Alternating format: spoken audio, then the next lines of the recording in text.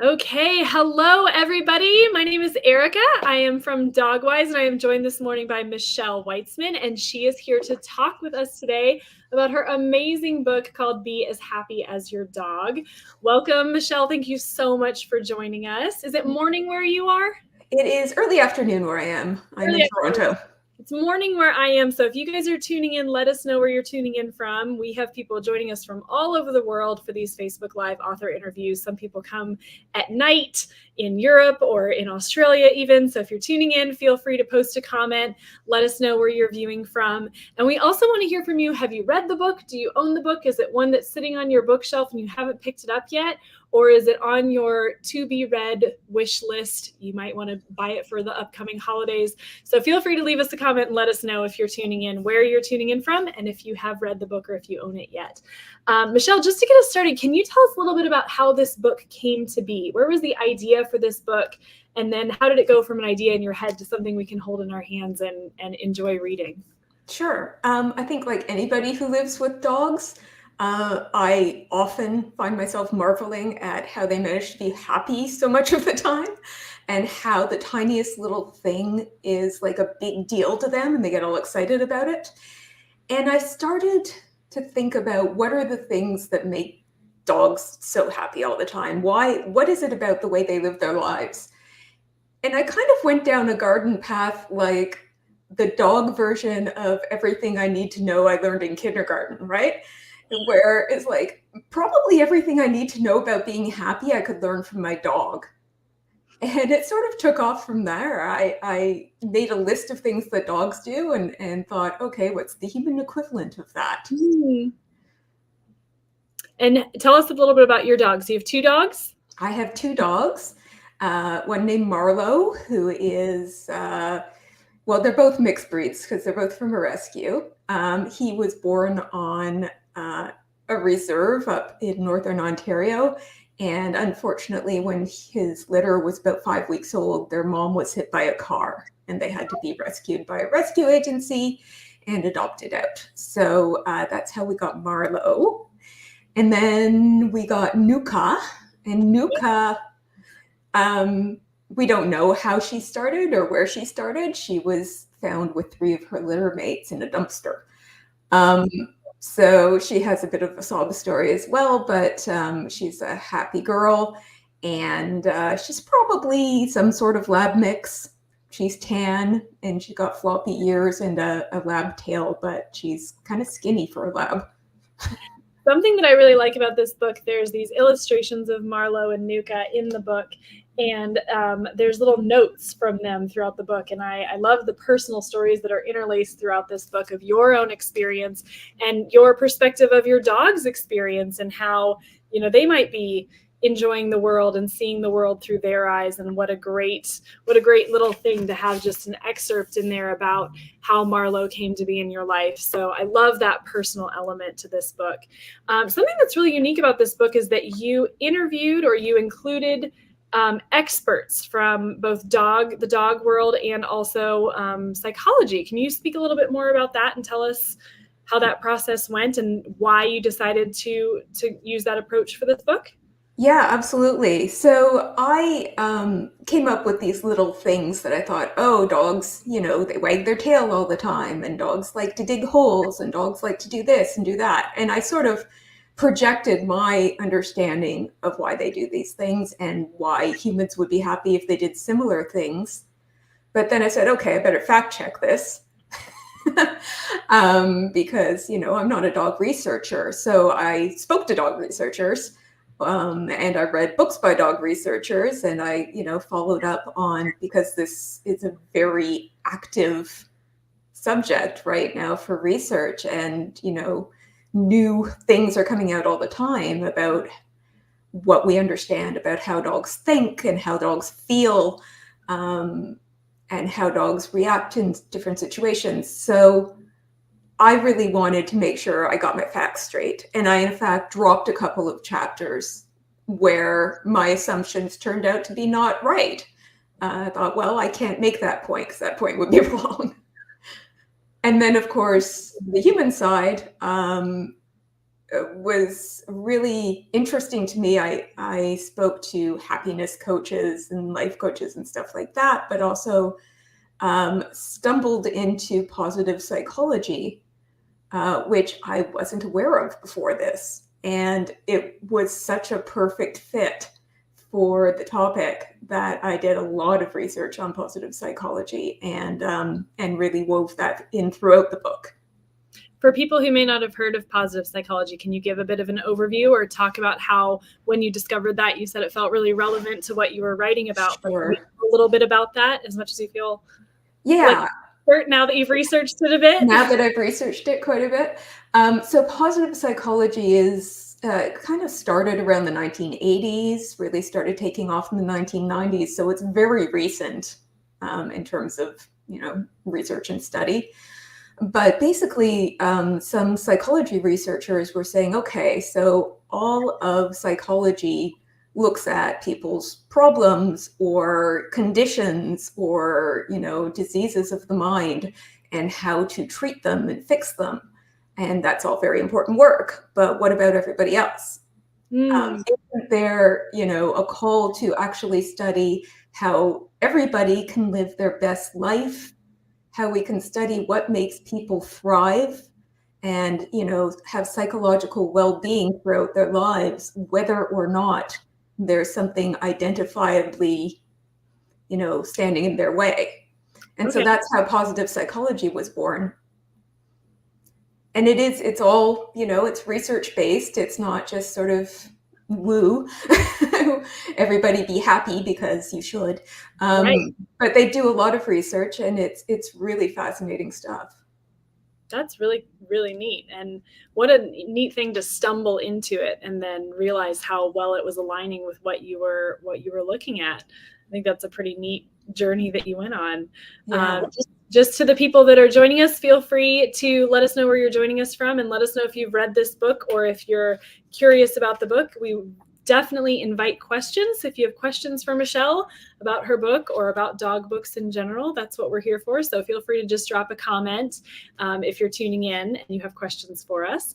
You were talking about the emotions of dogs and animals, and that's something that's becoming such an interesting ongoing conversation. And I'm so glad to see that entering the professional world for dog professionals. And as we're learning, like I love what you said about I had this idea, but then it didn't really fit into the science didn't back it up. Or when I did more research, my idea wasn't, I don't want to say true, but it didn't have the backing to it. And the more that we learn about animal emotions, the more that we can understand them better and then serve them better as guardians or owners, as trainers or groomers or veterinarians. So Dogwise just published a book earlier this year called Mood Matters, and it was about how the emotional lives of dogs over a period of time would be the mood of a dog and how that's going to affect your behavior plan that you might want to implement before you just jump in and start trying to fix things that are wrong, right? Which kind of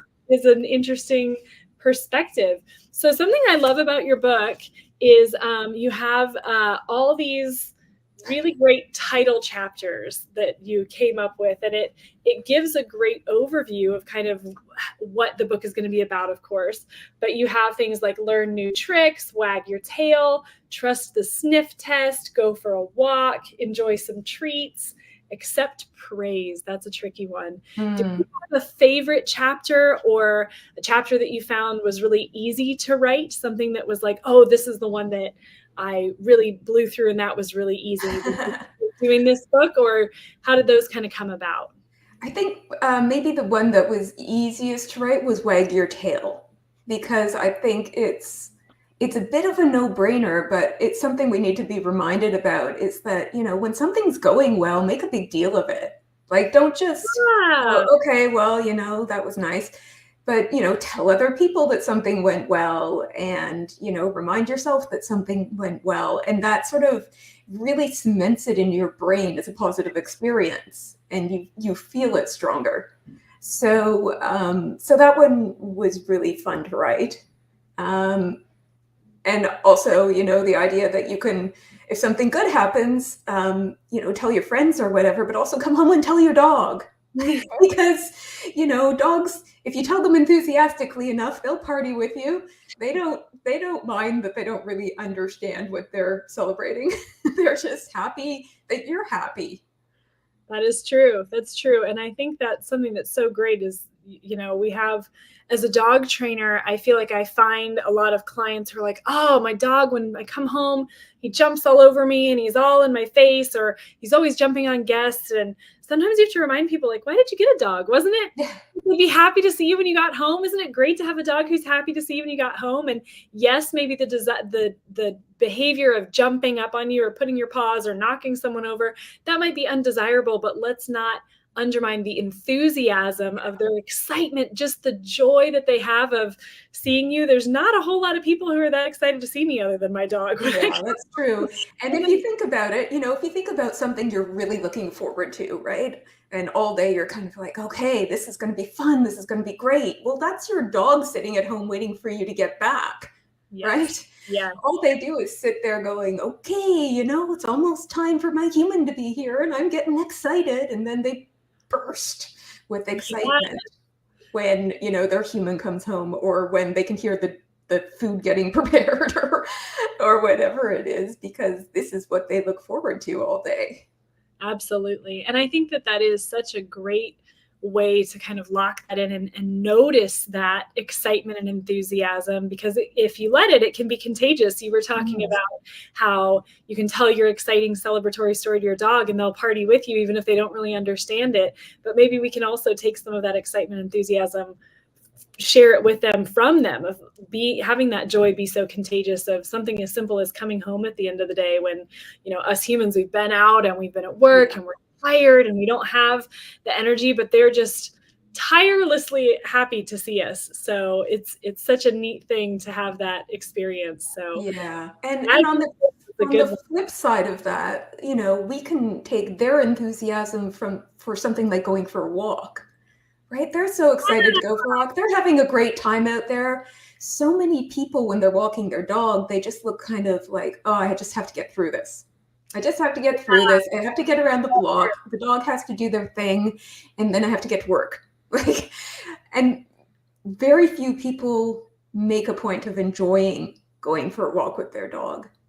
But if you remember to, if you look at your dog and how they're enjoying it, and let them enjoy it, see what they're looking at and sniffing and whatever, it becomes so much more enjoyable for you, because you're seeing it not as something you just have to get through. Yeah. I think that it does sometimes become a chore, another thing to check off of your to-do list. And I started doing something with my dog a few years ago because, when I go for a walk, I want to walk. I don't want to stop and smell the flowers every 5 minutes. I've got, we're exercising, right?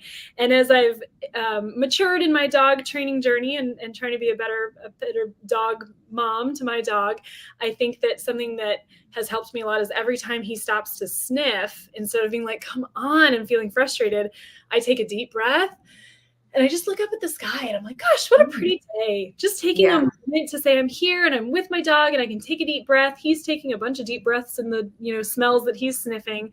And it's such a grounding experience to really be able to enjoy that time together. And again, going back to, why did you get a dog? For a lot of people, it's to have a walking companion, to have an exercise buddy. So I think that's great to be able to have that in there as well. We've got people joining us from all over the world. Estelle said, cannot wait to read this book. Hello from Texas. We have some people joining us from Washington and even someone checking in from Sweden. So this is an international interview today, and I want to invite everyone who's watching, if you have questions for Michelle, we want to hear them.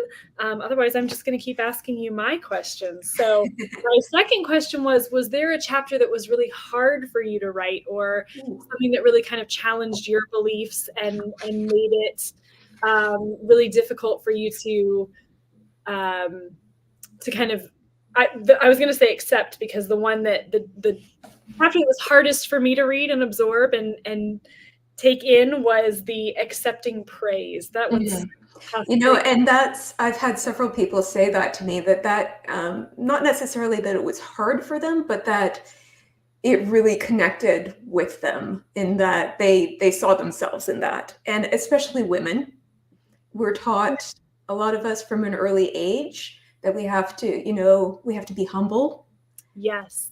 and that we shouldn't draw too much attention to ourselves. And so if somebody says, "Oh, you look really nice today," you're like, "Oh, this is really old," and "Oh, my hair looks awful." And you immediately put yourself down, which is awkward for the person who said something nice to you, because, they were just trying to be nice, and now they feel bad that they've made you feel bad, apparently. Right. So it's a very societal thing, and I guess it's different depending where you live. But a lot of the women I've talked to have said, "Yeah, I really need to work on this." Um, Both accepting praise and taking responsibilities for things that you did well. Taking the spotlight. Yeah. That's so Um, hard. Why is that so hard? I mean, maybe you're right, it's a society thing, but to yeah. try and that urge to just downplay it, or no, it's not that big of a deal, when really it feels good to have someone tell It feels good, if you can accept it, then it feels good. And, one of the things I suggest in the book is praising other people, you. Mhm. because then you get into that mindset that praise isn't something that's reserved for, winning an Academy Award. It's, "Oh, that color looks great on you," or, "Oh, that was really good presentation you gave at the meeting today."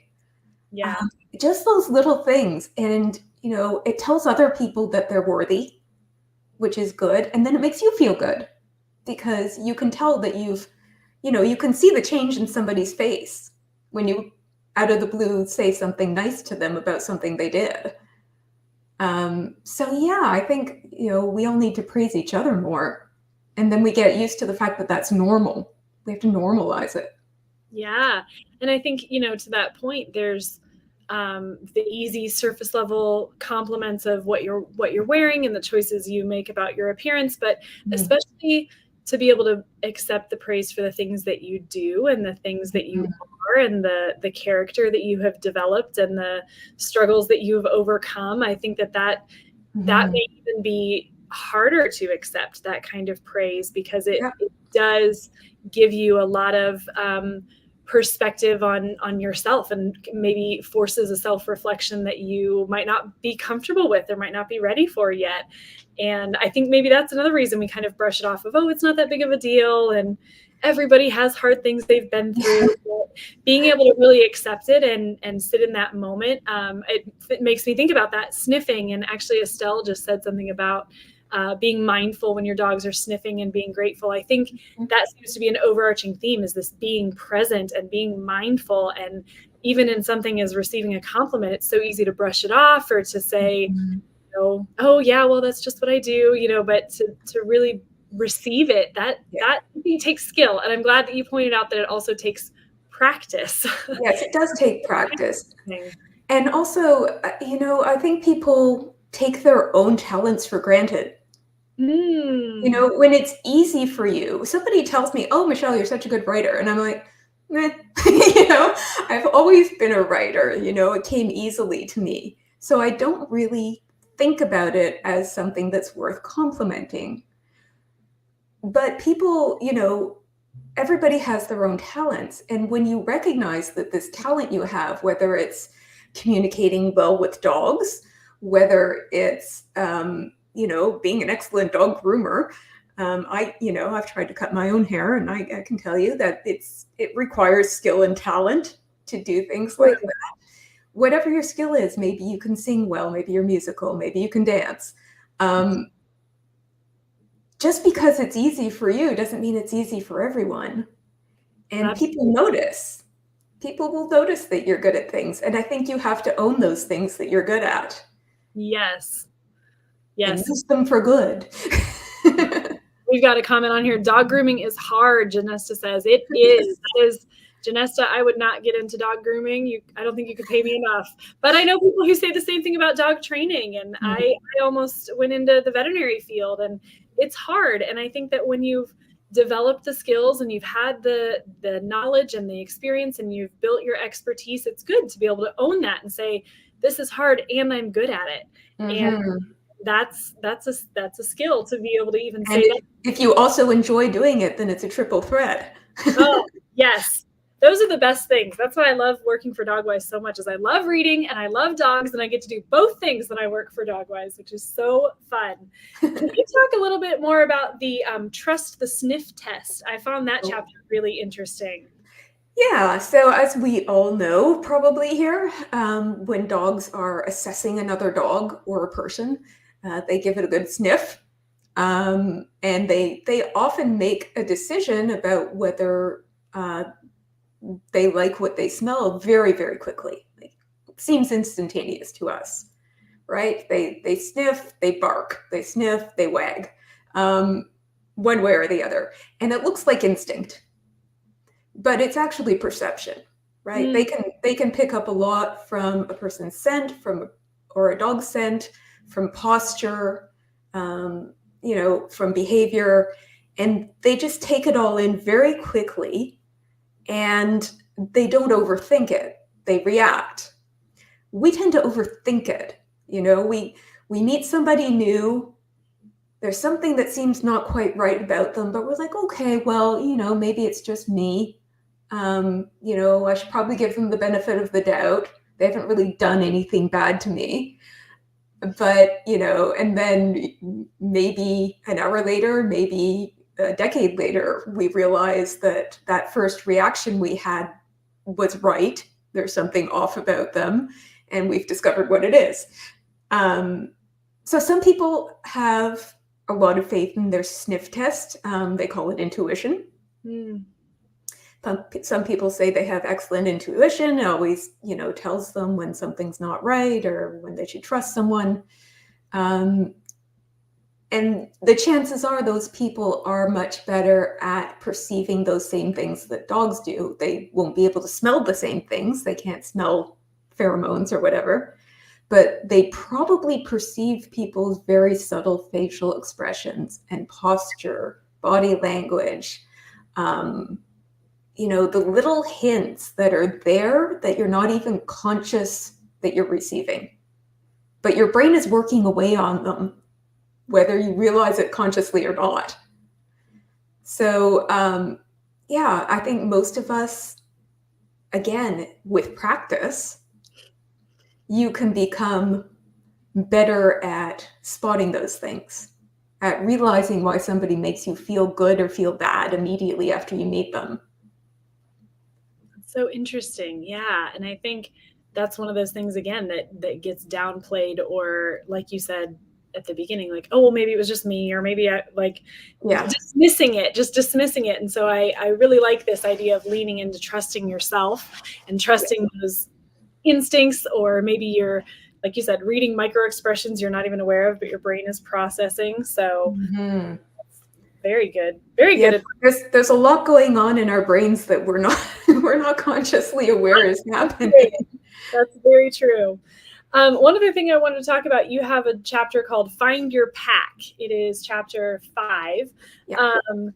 Something that has been an ongoing conversation, especially in the dog training industry, but I think among dog professionals in general, and sometimes even among dog guardians, is that the dog training industry is very divided right now. You have people who only want to use positive reinforcement, force-free, really, really on that side. And then you have more compulsion trainers who are going to use harsher methods that are claiming to get faster results. And then you have trainers that identify as what they call balanced, where they're doing maybe a little bit of both.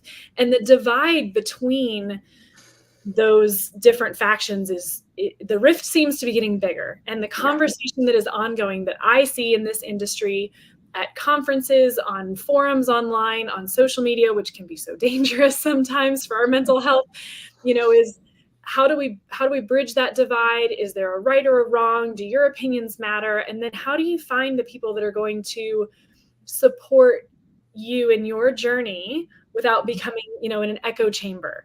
And that seems to be a really fine line. But can you talk a little bit about the importance of finding your pack, finding your, Right. let's say your people, but maybe your dogs, and how important that social dynamic is for us as Yeah. not just And as dog trainers or people who disagree about things. People disagree about all sorts of things, but kind of finding yes. the support that you need. Yeah, and people do disagree about all sorts of things, and you don't necessarily have to avoid people who disagree with you. I think that's how we end up in those echo chambers, is people get uncomfortable about being disagreed with. Yes. And so they turn back, and with social media, it's so easy to find a group of people who completely agree with whatever you're saying. Yes. That you can just go back to that group and feel comfy. But I think if we don't let ourselves be questioned, then we don't grow. And we don't open ourselves to new ideas and new research and new findings about, whatever it is that we are interested in. Yeah. But in terms of finding your pack, when I say a pack, what I'm really talking about is those few people in your life, like the people if something went horribly wrong, who would you pick up the phone and call? Who would you talk to about it openly?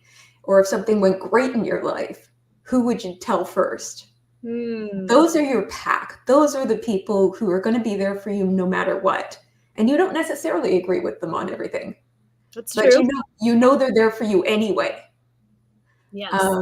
And that, they're not going to let you down. They're not going to betray you. They're not going to leave you alone in your time of need. And so that's what we really need for our mental health, is to know that somebody cares. You can have 1,000 Facebook friends, but none of them are going to be there for you when you say, hey, I just got this diagnosis and I'm really depressed. Absolutely. So yeah, it's about finding those people in your life who, A, are there for you no matter what, and B, make you feel better about yourself. If you're surrounded by people who make you feel bad about yourself, and some people are, whether it's their family or their peers, their coworkers, that's really draining your happiness. So if you could find people who, when you spend time with them, you feel better, Yes. those are the people you want in your pack. That's a good test to see how do these Just when you get together with your friends or whatever, as soon as it's over, stop and think, okay, how do I feel right now? How do I feel right now? Do I feel energized? Do I feel, warm and cozy? Or do I feel like my life sucks, compared to theirs? Yeah. Or do I feel judged by them? Or drained. I think sometimes drained. interactions where you just feel exhausted at the end of them, or Yeah, because you're trying to be like them, or you're trying to keep up with them, or whatever it is. I mean, some people just feel drained anyway because they're introverts and there's only so much time they can spend with a bunch of people. But, but they feel drained in a good way if it's the right people. Right. Yes, absolutely. Like, okay, I need to cozy up with a book right now, but that was great.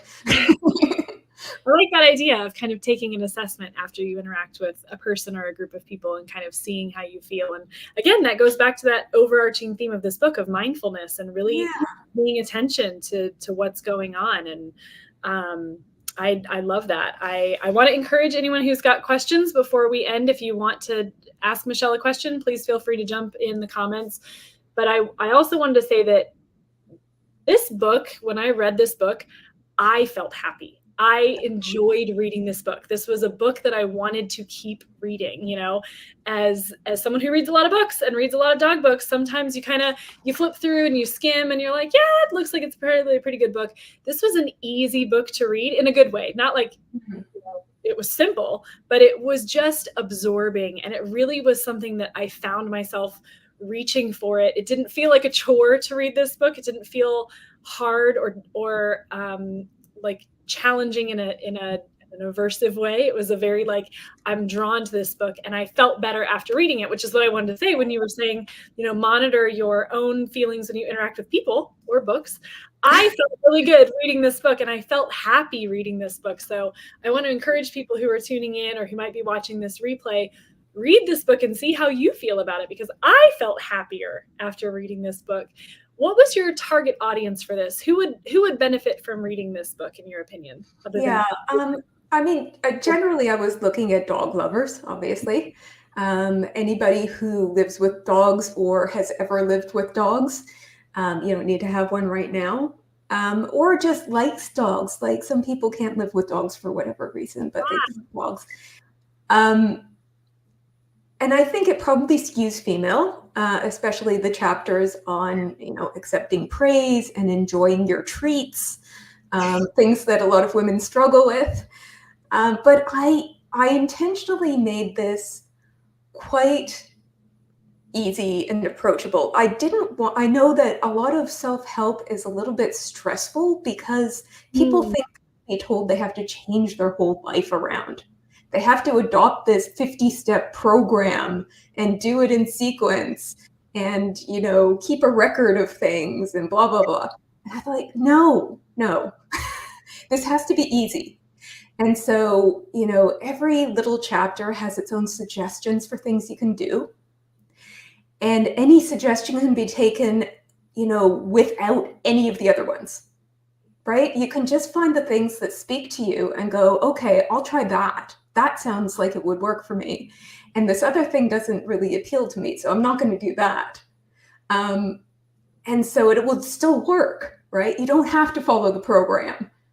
You don't have to feel like you have to change your whole life and rearrange your whole schedule and, spend 30 minutes a day meditating or you'll never be happy.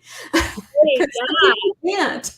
Some people will not spend 30 minutes a day meditating. And that's fine. So that was it. It was supposed to be low stress. Yeah, well, for me, I really enjoyed it. I felt no stress reading this book. And like you said, there's takeaways at the end of the chapter. I had forgotten about that, actually, that you can just have, one or two things that you do. This, I like there's a review at the end of the chapter, the pause and reflect about kind of a synopsis of what you learned. And then your takeaways and the things that you can actually do to implement those are in there. And it gives you those easy little, like you said, you don't have to do it all. It's not, you could just flip to one chapter that, catches your attention. And like I said at the beginning, I love the way you titled the chapters because it makes you think about it a little bit and then want to dive deeper. But, even the go for a walk or play fetch, you could just jump right into that chapter and just read that chapter and implement what it says and be just a little bit happier. Yeah, there's no order you have to do anything in. Yeah. Or read it, for that matter. Diane has a good question that I don't know the full answer to. So Diane wants to know if it is available as an ebook. Through Dogwise, this book is available only as a paperback hardback. Do you have an ebook available? There is an ebook available. It's on all of the online book places you would look for such a thing. We'll have to see if Dogwise can carry it as an ebook. I'll talk to you after the presentation. Well, yes. Ebooks are good if you're trying to ship across, internationally, or if you're like me and you travel a lot, you need them all on your Kindle. So they don't. Well, I had some friends in faraway places like South Africa and New Zealand who were like, I would love to order the paperback, but yes, the shipping alone. Oh yeah, it is expensive. And whenever I travel and my suitcase is full of books and it's so heavy and it's over the weight limit, which does not make me happy. This book also, I think, makes a really great gift. So if you're looking for a dog lover in your life, you're looking for a gift for a dog lover, this is a wonderful book to be able to give to someone. Like we said, it's an easy read. It's a happy read. It's something that you can just dive into. You don't have to sit down and read the whole thing in one setting. So if you're looking for a gift for the holidays for a dog lover in your life, Be as Happy as Your Dog by Michelle Waitzman is definitely something to put under the tree, in a stocking, in a gift box. It's easy to wrap. It's fairly non-controversial. Yeah. We're talking about all the controversy happening with dog training books. It's hard to sometimes guess which one somebody's going to like or be able to be upset about. It's so easy. It really resounds with people. I think it's something that really resonates with you. It certainly did with me reading it. I can relate to that. And speaks to that universal experience that we have as humans, and as our dogs have as dogs, and then as we as humans and dogs have together. So Yes. I'm very grateful you wrote this book. So thank you Thank for you. bringing it to us. And looks like we don't have any other questions in our comments. So I just wanted to thank you again for your time, and thank you for writing this wonderful book. And hopefully we have lots more book sales. So tell everyone who's watching, tell your friends. Dogwise.com is carrying this book. Hopefully we'll carry the ebook soon as well. And enjoy reading it. And hopefully everyone who reads this book will be as happy as your dog. Thanks, Thank you so Michelle. much.